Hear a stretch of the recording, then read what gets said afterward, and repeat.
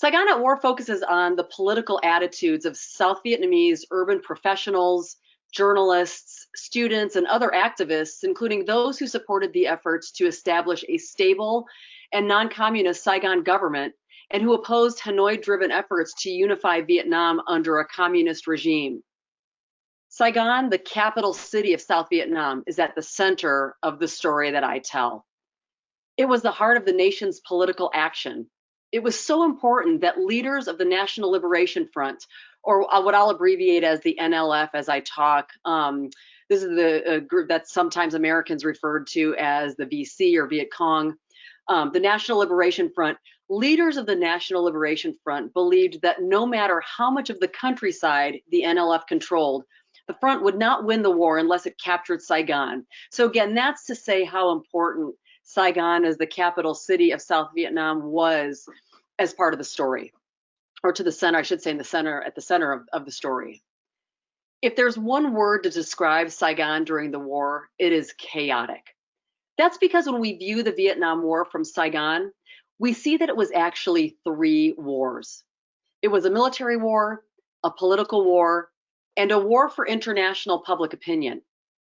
The military war included urban guerrilla warfare and terrorism as part of plans to destabilize South Vietnam politically. Political unrest in the city aided efforts and illustrated a central paradox in South Vietnam's brief history. Saigon regimes allowed for a modicum of democratic freedom. So there was this nascent democracy that you could see in Saigon. There were independent newspapers. There was generally freedom of assembly, although there were crackdowns on that freedom of assembly at times, but there was some freedom of assembly. Yet Saigon government officials consistently cracked down on citizens who exercised those civil liberties. So examples of democratic potential were there, but the government also cracked down when citizens exercised those civil liberties. Leaders feared for their preservation of power. Authoritarianism played into the hands of the NLF and harmed South Vietnam's international reputation, which brings us to the third war. When I mentioned this kind of three-pronged war, the third war, which played out in international hearts and minds. I began to envision this three-pronged war after reading an article in the Malayan Times that I found in a collection of newspaper clippings in Vietnam's National Archives. In the February 21st, 1965 edition of the Malayan Times, a reporter wrote this about South Vietnam. The Americans have more than a tiger by the tail. This tiger has two tails: the war against communist Viet Cong and the unending political war inside South Vietnam itself. Well, this metaphorical tiger actually had a third tail: international public opinion. It was part of a global war of ideas over which side rightfully represented the future of South Vietnam and of Vietnam more broadly. Liberals and conservatives throughout the world closely monitored developments in South Vietnam, and Vietnamese political activists, writers, and students all worked international connections and foreign media to plead their cases. The rhetorical conflict pitted pro-government South Vietnamese students against anti-war American students. It pitted the Asian People's Anti-Communist League against the National Liberation Front. And it pitted South Vietnamese activists like Ngo Ba Tan, a French and American educated lawyer and self-determination activist, against South Vietnam's president Nguyen Van Thu. Anti-war Vietnamese Catholics used liberation theology to explain how they reconciled Catholicism and socialism. 3 North Vietnamese students defected through West Germany and embarked on a global speaking tour denouncing the Hanoi government. Cadets at South Vietnam's military academies described the honor they felt in training to defend their country. So there were all sorts of political attitudes and opinions circulating throughout South Vietnam during its short life, basically from 1954 to 1975. During the war, Saigon was a dynamic city that revealed South Vietnam's democratic potential in its daily life. Multiple newspapers published editorials, citizen viewpoints, and both pro and anti-government perspectives. Elections placed opposition legislators in the National Assembly. activists expressed themselves in street protests in Saigon and other cities. South Vietnam had the makings of a working democracy in the 1960s and early 1970s. It failed because of political repression at the hands of South Vietnamese government regimes, not because of a widespread commitment to communism among the Vietnamese population. South Vietnam offered its citizens a taste of liberty only to snatch it away from them when free speech appeared too dangerous to government stability. Harsher state and police crackdowns on opposition groups in the late 1960s radicalized some political activists and pushed them deeper into the camp that supported reconciliation and an end to war, even if it gave control of South Vietnam and an eventual reunified Vietnam to the communists. Among the groups that I've mentioned so far, we could take a look at South Vietnamese Catholics to challenge some of the conventional wisdom about Vietnamese attitudes toward the Saigon government. According to the conventional wisdom, Catholics in South Vietnam were staunchly anti-communist and blindly pro-government.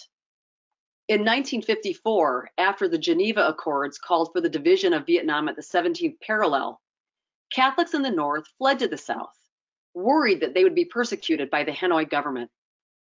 In South Vietnam, Catholics were major supporters of President Ngo Dinh Diem, who was Catholic.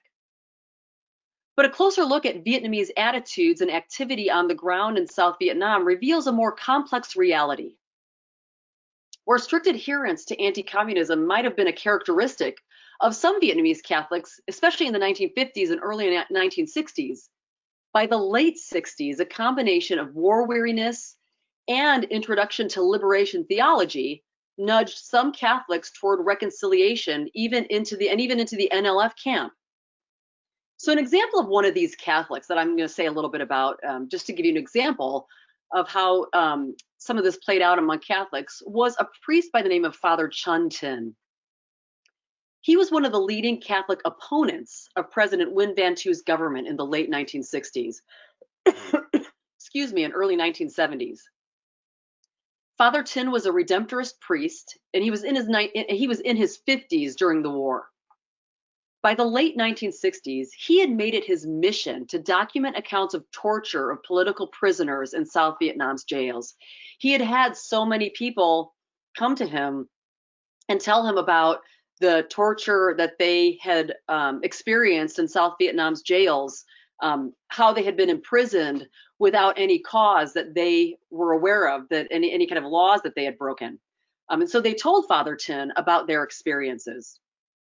And so he decided to publish their testimonies in a monthly Catholic magazine called Face to Face. He also formed the Committee to Reform the Prison System in order to draw international attention to political repression and torture in South Vietnam. Well, his activism caught the attention of a variety of Americans. American politicians, US embassy officers, and CIA agents all took note of Father Chun Tin's activism. And a delegation of American clergy and congressmen traveled to South Vietnam to meet with Father Tin and investigate his claims. Father Tin eventually allied himself with leftist peace groups that argued that peace, even if under Hanoi's control, was the better alternative to continued war. One of the people Father Tin championed was Huyen Thanh Mum, a former president of the Saigon Students' Union who was secretly a member of the NLF. In March of 1970, officers arrested Huyen Thanh Mum as part of a police raid on a communist youth organization's headquarters. Officers had discovered explosives and documents detailing plans to bomb the US Embassy, Saigon police departments, and a military command post in the city. In early 1974, Father Tin advocated on behalf of Mum, who was in solitary confinement at Chi Hoa prison. So Father Chun Tin is an example of a South Vietnamese Catholic who challenges our conventional wisdom on what Vietnamese Catholics thought about the Vietnam War, the Saigon government, and US intervention. So again, the conventional wisdom is that all Catholics were pro-government and they were staunchly anti-communist. But again, if we take a closer look at Vietnamese perspectives, we see that there were some South Vietnamese Catholics who didn't see being Catholic and supporting peace, even if under the control of Hanoi as being mutually exclusive. Hanoi, of course, being where the communist government was located, but those two things were not mutually exclusive. And again, as we get later into the 1960s and into the early 1970s, some of these anti-war South Vietnamese Catholics were influenced by liberation theology, which was a leftist Catholic ideology that was developed in Latin America that tried to reconcile Catholicism with political activism aimed at calling attention to oppression by authoritarian regimes against ordinary citizens and the masses of people who were oppressed by these regimes. And so this influenced some Catholics in South Vietnam, especially as the war continued to go on with no end in sight. The suppression of dissident voices and the imprisonment of opposition leaders only enforced the image that many in the West held of the Saigon government as authoritarian and illegitimate. Unable to connect with citizens who operated in a long tradition of Vietnamese political activism dating back to the 19th century, South Vietnam's leaders and their national police forces stifled the development of modern political processes. It was in that context that the NLF could claim moral authority to an international audience. By contrast, North Vietnam, because of its lack of political freedom and thereby a lack of diverse political opinions, was able to present to the world a consistent message about its identity.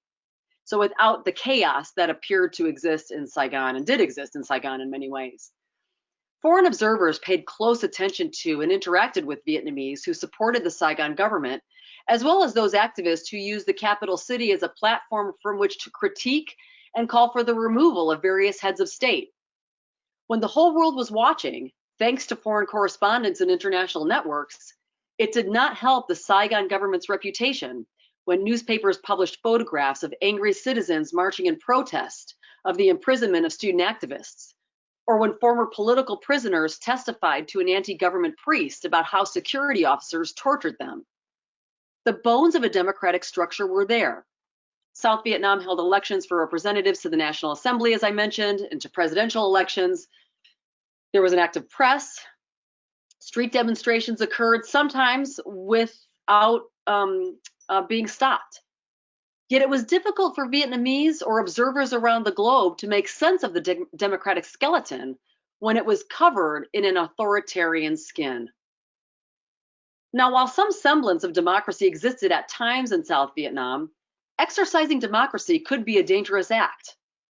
Newspaper editor Tu Chung paid for that freedom with his life. Chung edited Chin Luan, which means political discussion, a Saigon paper that leaned anti-communist and caught the attention of the NLF.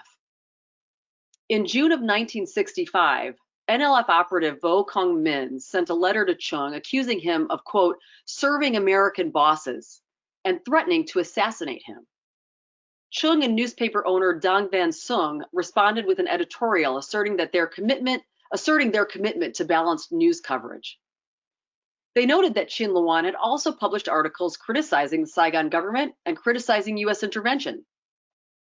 6 months later, the NLF sent another letter to Chung, this one a, quote, last warning, that promised to eliminate the scabby sheep running the paper. Undeterred, Chung and Sung published the letter along with their response, declaring again that the mission of Chin Luan was to inform readers about what was happening in South Vietnam. Doing so included condemning the actions of the NLF, the actions of the South Vietnamese government, and the actions of the U.S. as warranted. Well, the NLF did not make empty threats. On December 30th, 1965, cadres shot Chung 4 times as he stepped out of a car in front of his home. Chung died at the scene while the assassins escaped on a motorbike. American advisors and observers paid attention to all of this. But instead of cultivating non-communist activists and organizations, Americans focused on supporting the Saigon government, even when government officials resorted to suppressing dissent and imprisoning political dissidents. America's failure to understand the roots and nature of citizen political activism in South Vietnam as characteristics of a free society caused Americans to miss chances to help build a stable nation in South Vietnam. To some Saigon intellectuals and political activists, it appeared that they had to choose between 2 undesirable political options: They could accept a government buttressed by US financial and military support, or they could surrender to a totalitarian movement controlled by the Communist Party in Hanoi. US embassy officials and American advisors often assumed that anyone who did not support the Saigon government was a communist.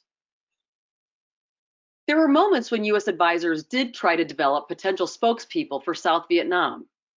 The US State Department tried to use 4 Vietnamese students who had defected from North Vietnam to West Germany via East Germany to speak out against Hanoi. So I'll share the story of how a US embassy officer in Copenhagen found the defectors. A crowd of several hundred students and other protesters in Rådhus Square in Copenhagen on an October afternoon in 1965 quieted as a North Vietnamese student stepped to the podium. The Danish organizers expected the Vietnamese student to validate the demonstrators' opposition to US involvement in Vietnam.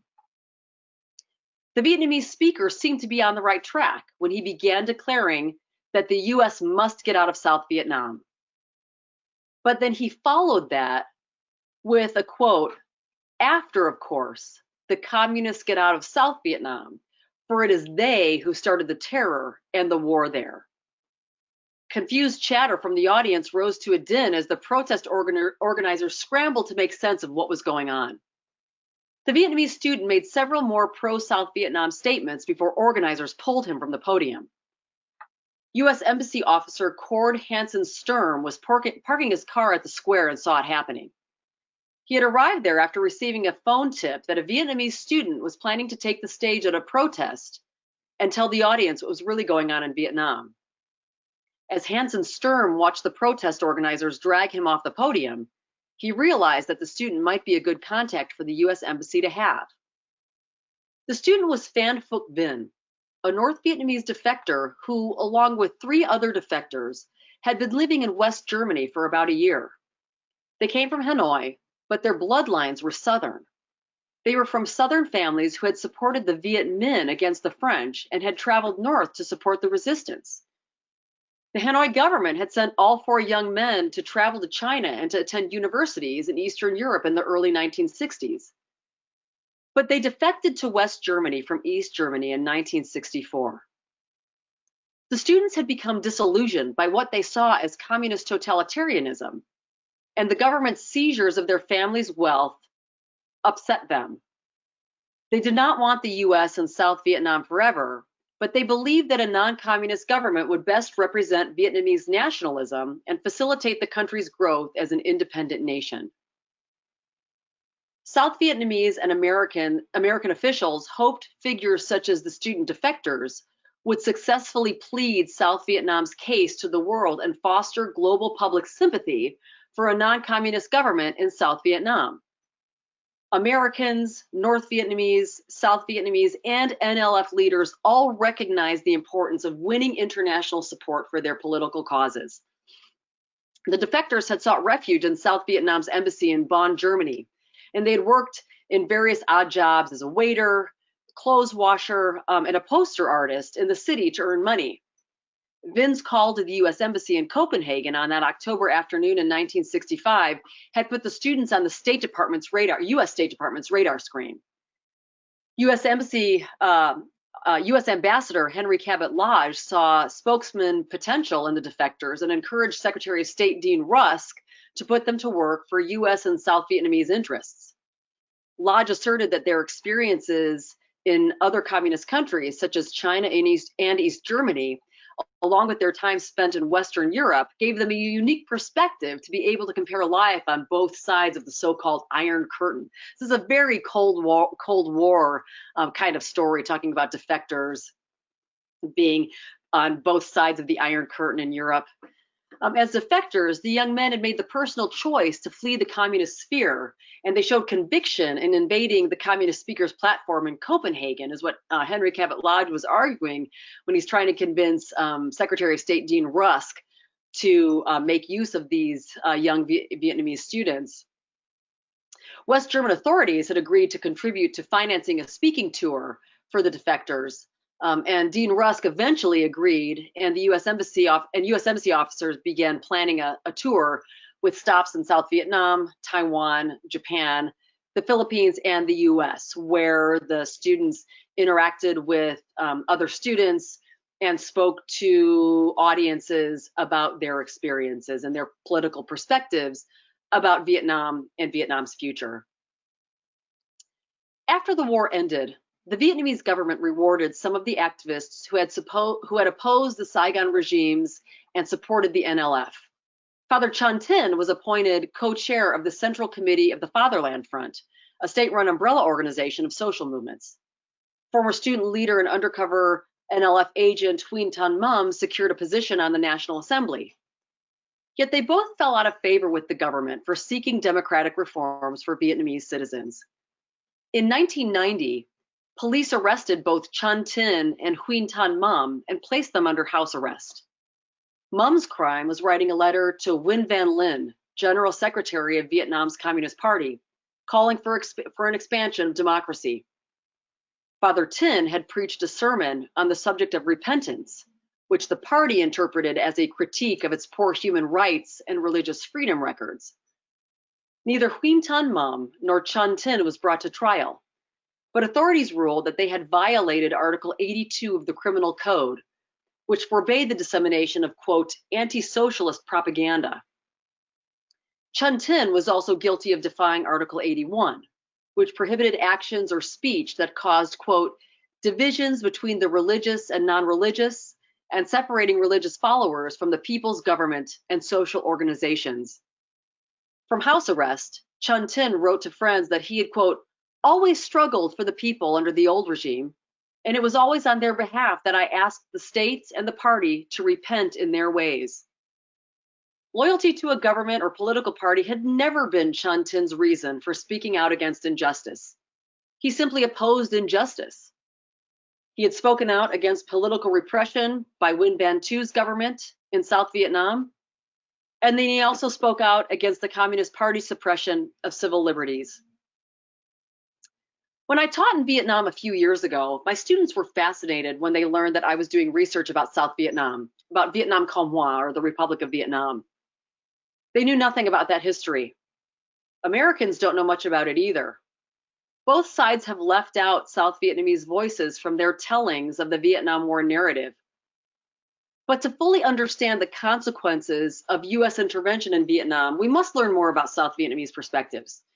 Where I am here in South Mississippi, which is very close to New Orleans, Louisiana, you can see South Vietnamese perspectives on display when you drive through Vietnamese neighborhoods in New Orleans East and see the old flag of South Vietnam flying outside of people's homes. Or when you go to the Vietnamese Catholic Church there in New Orleans East and go to the Tet Festival, which is the New Year festival, and see people, older men wearing military uniforms from their days as soldiers in the Army of the Republic of Vietnam, or you again see the flags of the flag of South Vietnam being flown. We see those perspectives on display right here. We need to learn more about those perspectives. We also need to know why US Embassy officers and others on the ground in Vietnam perceived and interacted with their South Vietnamese associates in various ways. What various political perspectives existed in South Vietnam throughout the course of the war, and what influenced regional and international public opinion on the Vietnam question. Only by listening to a diverse cast of Vietnamese voices and questioning authority both above and below the 17th parallel and in Washington will we get to a full account of the Vietnam War and its many, many legacies that we could still see in Vietnam, in the US, and throughout the world today. Thank you so much. Okay, and so now I believe I can begin to take questions. And so let's see here. I see one question. And the question is, do you think if Ngo Dinh Diem and his brother had not been killed during the coup in 1963, major war that followed could have been avoided? This is a great question, and I do really, I enjoy just kind of as a historical exercise to do these kind of counterfactuals. You know, what could have happened if Ngo Dinh Diem hadn't been assassinated? I think there might have been potential to develop further some of the democratic institutions and processes that were beginning to take hold in South Vietnam. But I think the X factor there is the National Liberation Front and the degree to which Hanoi would have ordered the National Liberation Front to stand down and allow for that democratic development to happen. So possibly Ngo Dinh Diem himself might have been able to be part of the development of democratic institutions, which maybe could have prevented the U.S. escalation of the war, and perhaps maybe could have led to some negotiating between Saigon and Hanoi. But Hanoi would have to be there too in terms of the willingness to negotiate with Ngo Dinh Diem. But yeah, that is a fantastic question. Thank you for it. Okay, and here's another question. I'll read it and then I will try to respond to it. Do you think international public opinion mattered to Vietnamese leadership after unification, i.e. from 1975 onward, in particular around the matter of the Third Indochina War and invasion of Cambodia? Or perhaps can you give a sense of the range of reactions of South Vietnamese Catholics to the invasion of Cambodia? Did they make similar moral appeals to international public opinion? And were they suppressed in also doing so? This is a great question. That's a really fascinating question, and a really important one too, especially putting Vietnam into the context of affairs in Southeast Asia more broadly. So, do you think international public opinion mattered to Vietnamese leadership after unification? Yes, it absolutely mattered to Vietnamese leadership after unification. I'll say something about the Vietnamese government's interest in American public opinion, because at various times as Americans and Hanoi representatives are trying to negotiate an end to the war in the late 1960s and early 1970s, one of the things that American representatives promised to the Hanoi government was that the United States would provide some support for a Vietnamese government after the war is over. And then not only did that support not happen, but the United States enacted an embargo on Vietnam that remained in place really until the early 1990s. And then also what Vietnam is dealing with after 1975 is a breakdown in relations between Vietnam and China. And so when Vietnam goes to war with Cambodia, Vietnam also goes to war with China. And so then the post-1975 period is a period of time where Vietnam is still very much engaged in global affairs, particularly in regional affairs, and is concerned about international public opinion, and is really relying on the Soviet Union as its primary ally in various matters of Southeast Asian regional issues and in dealing with Cambodia. As far as the reaction of South Vietnamese Catholics to the invasion of Cambodia, unfortunately, I'm not sure about that, but I would really be interested to know that, especially because I'd be interested to know what South Vietnamese refugees who fled Saigon or fled South Vietnam at the end of the war and in the months afterward, if they made any connections with Cambodian refugees who fled the Khmer Rouge and the genocide that was going on in Cambodia. I think it'd be really interesting to see what kind of connections were made, and if South Vietnamese Catholics who fled the country, if they got involved in any way in trying to make those Cambodian voices heard. So that's a great question. Unfortunately, I don't have a good answer to that, but I would really like to know more about that part of it. So thank you for your question. Okay, so another question here from a friend of mine named Matthew Casey. After reading your book, I was intrigued by the fate of the NLF, which seemed to start out as an ally of the North, but didn't find a place in the unified government. Is this an accurate assessment? How much is known or knowable about that organization? Okay, that's a great question, and something that I really became interested in. Thank you, Matt, for your question. I really became interested in that, in the kind of the fate of the NLF, when I lived in Vietnam and met people who had family members on various sides of the conflict. So you start out, Matt, you said the NLF was an ally of the North, and that's true. So there's an idea that kind of the American general public has about the National Liberation Front, that it was this organic movement that developed in the South Vietnamese countryside, but actually it was a movement that was always connected to, and to a certain degree driven by, Hanoi. But so your question, many former members of the NLF didn't find a place in the unified government. Yes, so there were some people who did get positions in the government, but there were people also, and this comes from what I learned talking with people, that those who fought with the NLF, so in the People's Liberation Armed Forces, so PLAF, or this is what Americans referred to as Viet Cong, but the People's Liberation Armed Forces, so the military arm of the National Liberation Front, believed that by fighting, and you know, they're really the ones putting their bodies on the line in the South, where the majority of the kind of ground combat is happening, that they would receive some of the spoils of war.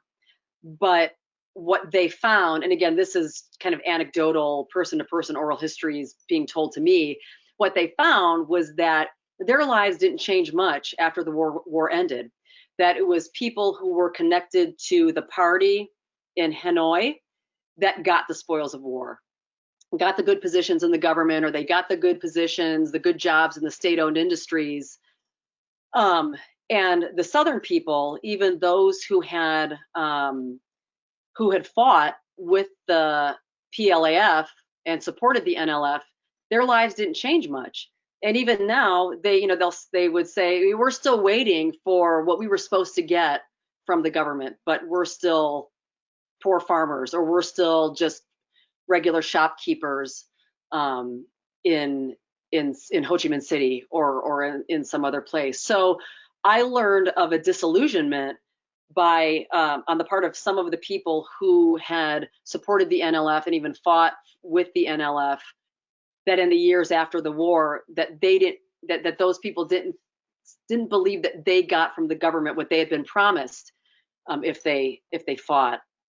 So a person who, I'll just kind of give this example because she's got an interesting story. A very good friend of mine that I met when I lived in Ho Chi Minh City, a woman by the name of Nikki Tran, who's a restaurant owner. I met her because I went to her restaurant. We got to know each other, and she told me about her family, which was a divided family. So her parents actually supported the NLF, and they were taken to Hanoi and to the north to be trained for the fight against the Americans and the South Vietnamese military.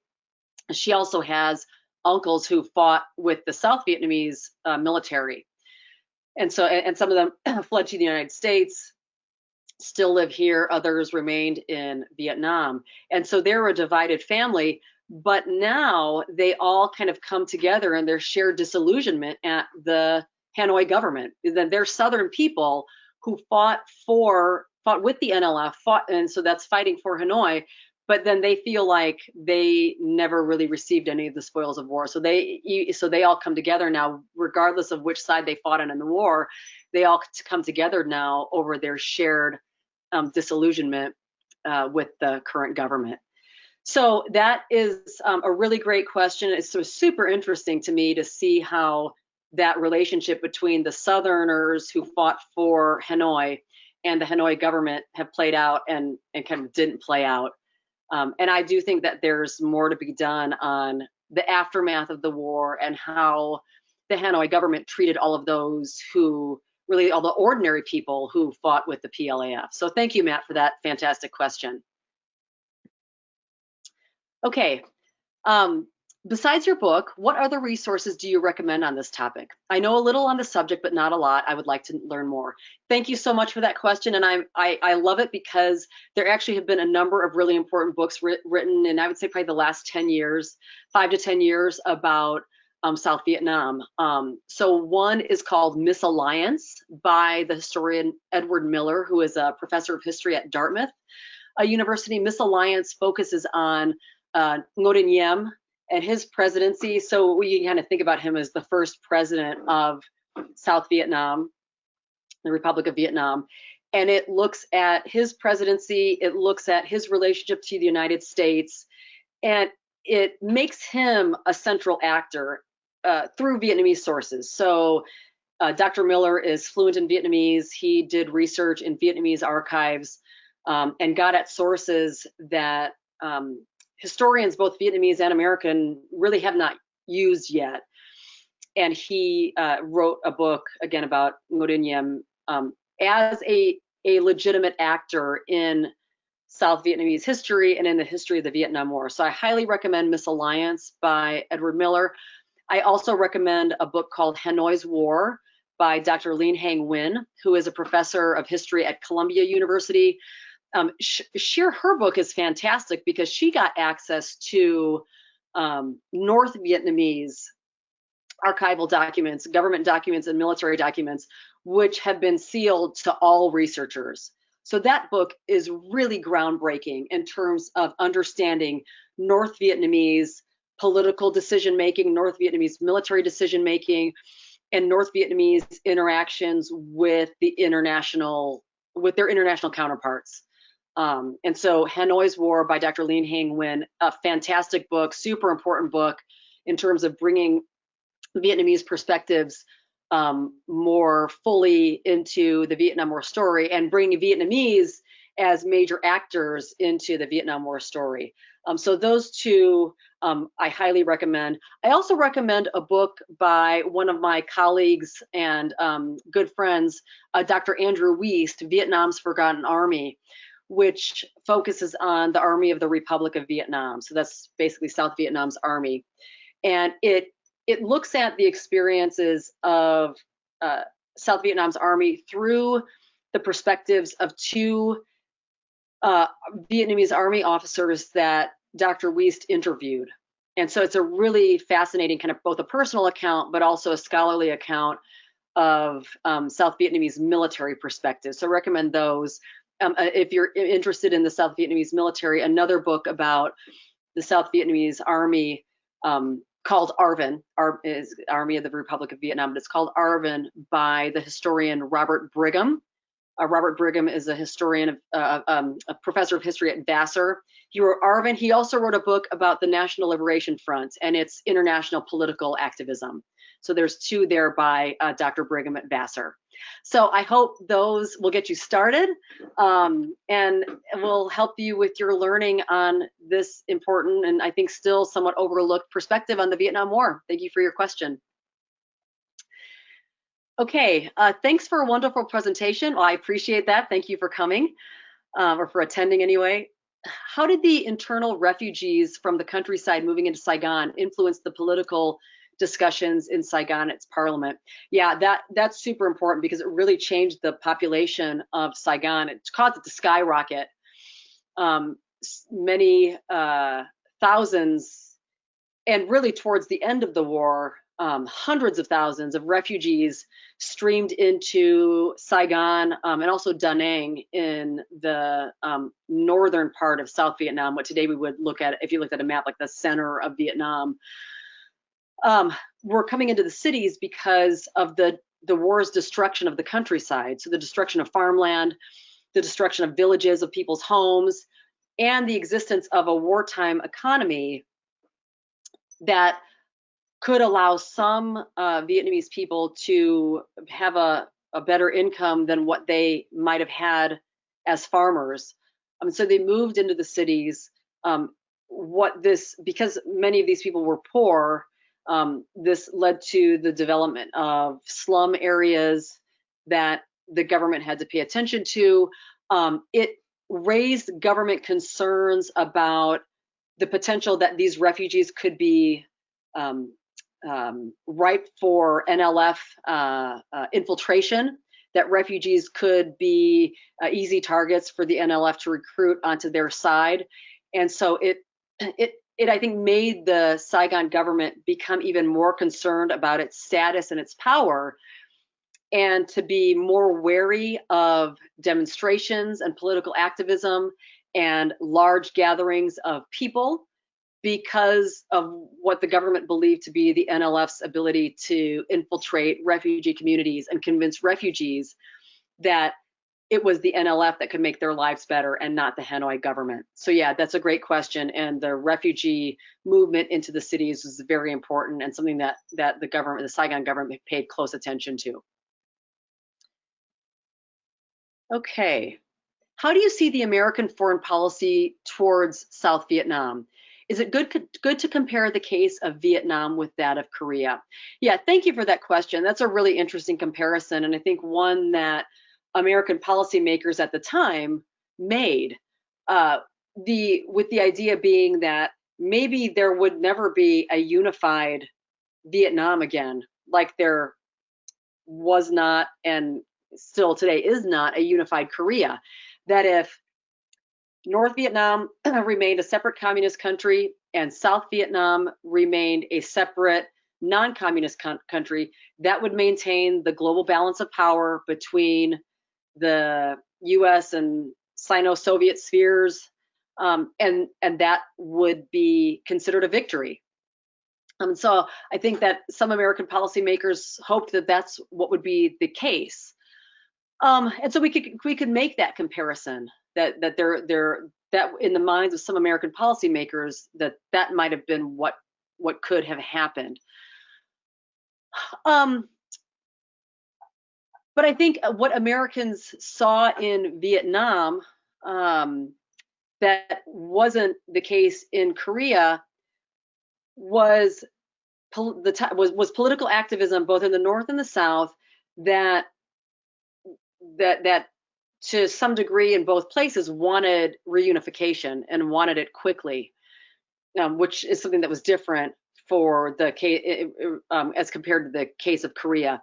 That in Hanoi, while someone like Ho Chi Minh actually advised that the Vietnamese kind of pull back on the efforts to reunify the country, that Vietnam just fought a war against France. And so what we need to do first is rebuild, work on our industrial sector, build up our strength, and then go to war for control of the South, and fight the Americans and get them out and get control of the South and then reunify Vietnam. So Ho Chi Minh was calling for a slower approach to that.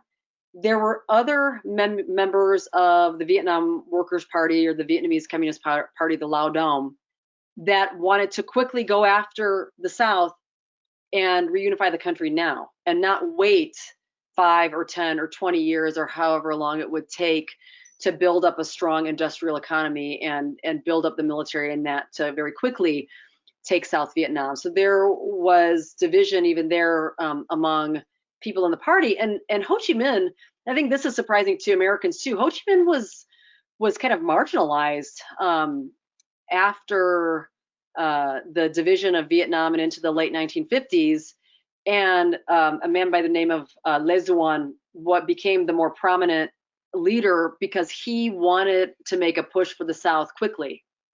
And so because of that activism and that movement to try and reunify South Vietnam, the comparison with Korea, we can only go so far, really just as an example of what American policymakers hope they might see happen in terms of creating two countries, a communist and a non-communist country, to maintain that balance of power. Thank you for that question.